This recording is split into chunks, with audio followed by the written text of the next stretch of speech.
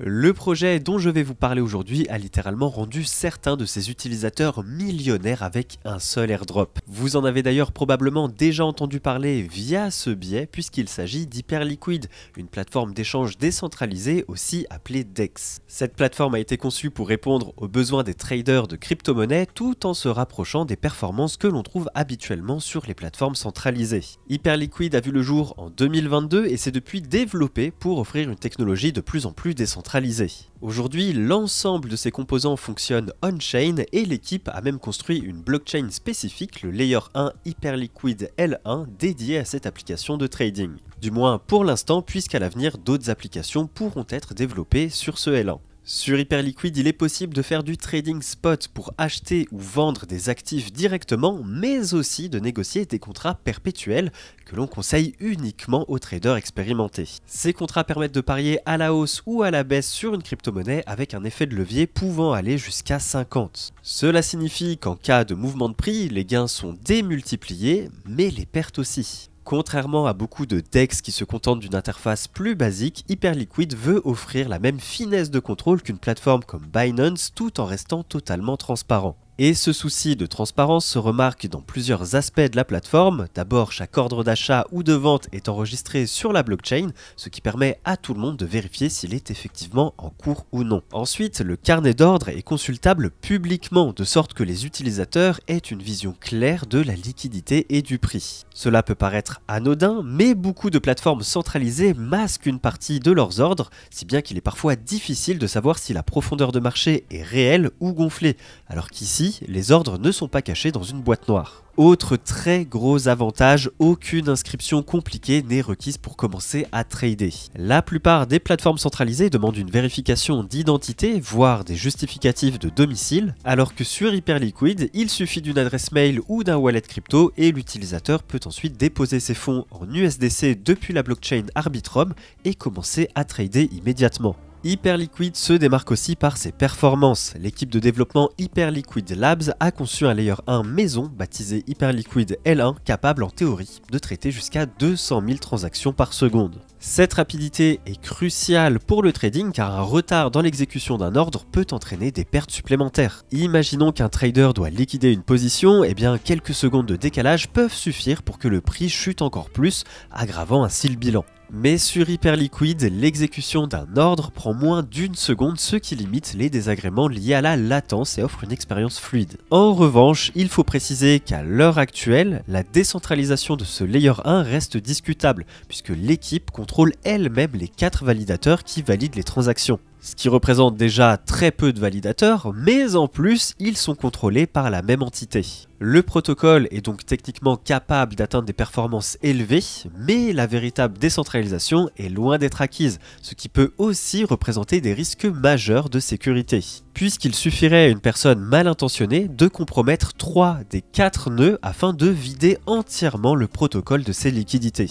Et lorsque l'on sait que la TVL du projet atteint les 2 milliards de dollars, ça en fait une cible de choix. L'équipe assure cependant vouloir poursuivre ses efforts pour distribuer progressivement la validation des transactions à un réseau plus large de validateurs afin de respecter l'esprit du Web3 et d'éliminer tout risque de centralisation excessive. Ensuite, le DEX propose une fonctionnalité originale, les vaults. Ceux-ci permettent de copier les trades d'un autre utilisateur ou d'un robot de trading à la façon du copy trading.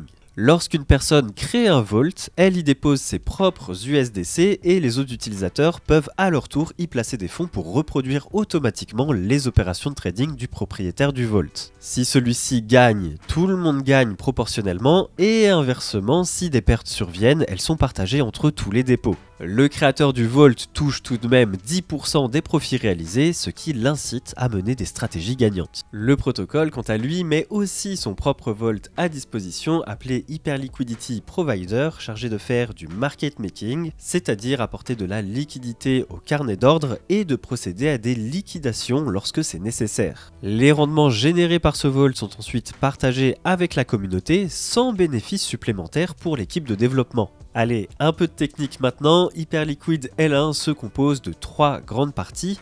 les Native Components, la Hyper EVM et un algorithme de consensus appelé Hyper BFT. Les Native Components, ce sont les outils de base intégrés directement à la blockchain, par exemple le carnet d'ordre, les oracles et les vaults. Ensuite, la Hyper EVM, c'est un environnement de machines virtuelles compatible avec Ethereum, permettant à des applications décentralisées déjà existantes de s'implanter plus facilement sur Hyperliquid. Cette Hyper EVM est encore en phase de testnet et devrait être déployée sur le mainnet plus tard. Et enfin, Hyper BFT, c'est l'algorithme de consensus basé sur du Proof of Stake avec un code inspiré de HotStuff, le protocole de consensus développé par Meta, anciennement Facebook, pour le projet Libra. Quant à la crypto-monnaie native de ce système, elle s'appelle Hype. Elle sert à faire tourner la blockchain, notamment en récompensant les validateurs et en payant les frais de gaz au sein de la Hyper EVM. Le modèle de distribution de Hype se veut équitable, sans aucune part réservée à des investisseurs privés ou à des market makers externes. Du coup, plus de 70% des tokens sont destinés à la communauté par le biais de airdrop, de récompenses futures ou de subventions, alors que l'équipe de développement se voit allouer une partie minoritaire soumise à un vesting, c'est-à-dire un déblocage progressif. L'offre totale du Hype est fixée à 1 milliard d'unités et un airdrop a déjà eu lieu fin novembre 2024 pour certains utilisateurs éligibles. Et cet airdrop a fait énormément de bruit puisqu'ils ont distribué à l'époque l'équivalent de 8 milliards de dollars de token Hype. Par la suite, le token est passé de 3 dollars à plus de 30 dollars en quelques semaines, alimenté par une énorme hype, jeu de mots volontaire, et un rachat de tokens de la part d'Hyperliquid Labs. Ce rachat massif de tokens Hype a d'ailleurs généré un peu d'inquiétude auprès de certains qui comparaient la situation à celle de Terra ou encore FTX. En réalité, la situation est loin d'être aussi dangereuse puisque FTX utilisait son propre token pour contracter des prêts massifs et Terra, par design, pouvait se retrouver à minter une quantité colossale de tokens en cas de dépeg prolongé de son stablecoin. Pour acquérir du Hype aujourd'hui, l'option principale reste de passer par le DEX lui-même via la paire Hype USDC. Il faut donc d'abord déposer des USDC natifs d'Arbitrum, puis choisir l'onglet Spot pour échanger ces USDC contre du Hype. À l'avenir, il est aussi possible que des plateformes centralisées listent ce token, mais aucune date n'est pour l'instant fixée. Dans le même ordre d'idée, Hyperliquid pourrait étendre son offre à d'autres crypto-monnaies puisque pour le moment, seules les transactions en USDC sont acceptées pour approvisionner les comptes sur la plateforme. Ce qui peut être une contrainte pour ceux qui détiennent d'autres actifs. Quant à Hyperliquid Labs, l'équipe à l'origine du projet, elle est composée d'ingénieurs et de financiers venant d'entreprises renommées telles que Citadel, Hudson River Trading ou Airtable, et ils expliquent avoir fondé Hyperliquid pour combler le fossé qui sépare la DeFi de la finance centralisée en matière de performance et d'expérience utilisateur. Point important d'ailleurs, en étant autofinancée, cette équipe n'a de compte à rendre à aucun investisseur, ce qui évite certains conflits d'intérêts ou pression pour rentabiliser trop vite. Tout est construit autour d'une vision, rendre le trading décentralisé aussi simple et fiable qu'un service web 2 classique, tout en gardant l'esprit ouvert et transparent de la crypto. Le résultat final est une plateforme capable de gérer